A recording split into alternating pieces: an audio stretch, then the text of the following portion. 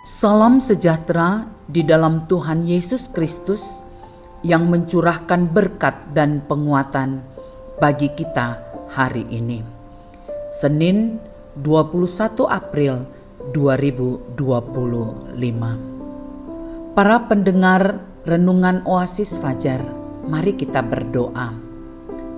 Ya Allah, ya Tuhan kami, Allah yang kami sembah di dalam nama Yesus Kristus, yang saat ini ada bersama-sama dengan kami. Berikanlah kepada kami pencerahan atas firman-Mu, supaya kami dapat menjadi pelaku-pelaku firman-Mu di dalam hari-hari yang kami jalani.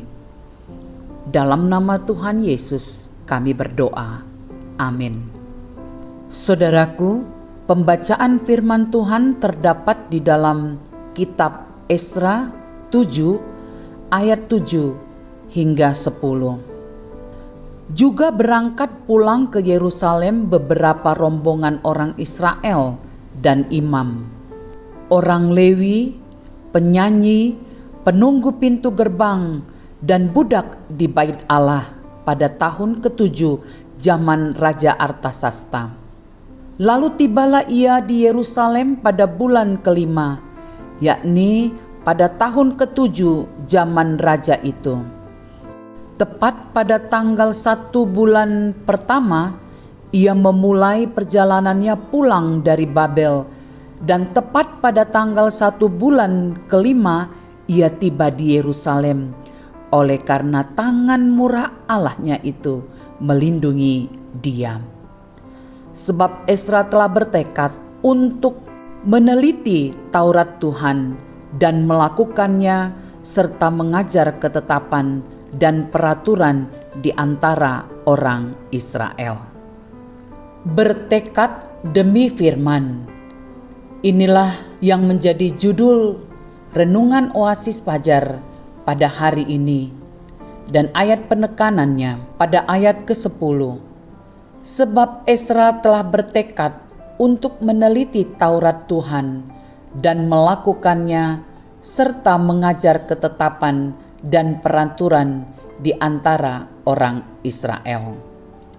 Saudaraku, Alkitab mencatat bahwa Esra adalah seorang ahli kitab dan ia ahli dalam Taurat Musa. Ia dapat menjadi seorang ahli karena mempelajari sungguh-sungguh kitab Taurat tersebut. Ia bukan hanya sekedar membacanya, tetapi ia juga mempelajari dan menyelidiki kitab Taurat itu dan menjadi ahli karena ia menjadikan Taurat sebagai santapan rohani yang terus-menerus ia baca dan renungkan.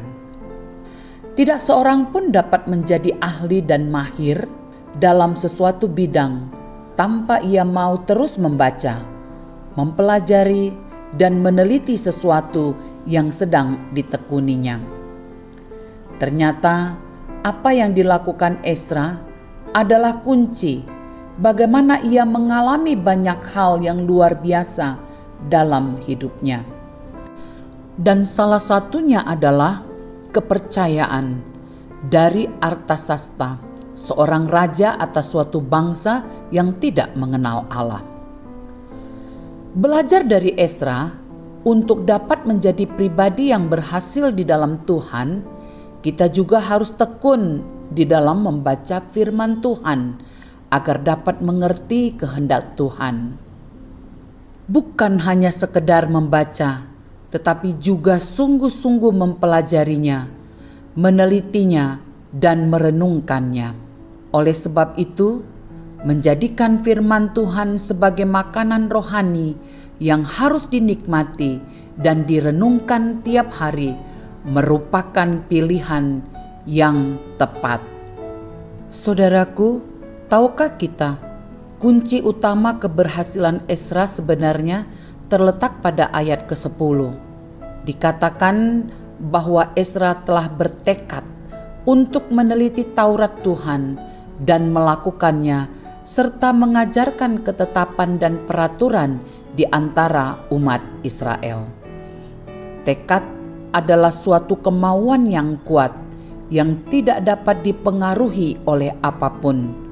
Sekalipun mungkin ia tidak memiliki banyak harta benda, tidak memiliki makanan berlimpah, tidak terlalu disukai orang, direndahkan orang, atau apapun juga. Namun ia tetap meneliti, melakukan, dan mengajarkan Taurat Tuhan.